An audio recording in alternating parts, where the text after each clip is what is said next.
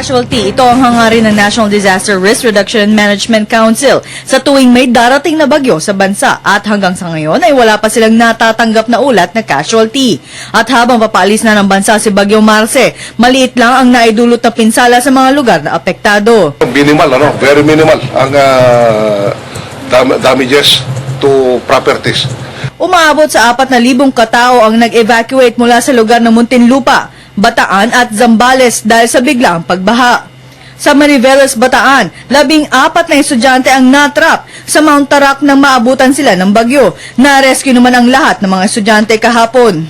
Ayon kay Ramos, natuto na ang mga tao sa tuwing may bagyo at nakikinig na sa otoridad kung kaya't umaasa siya na makukuha nila ang zero casualty sa Bagyong Marce.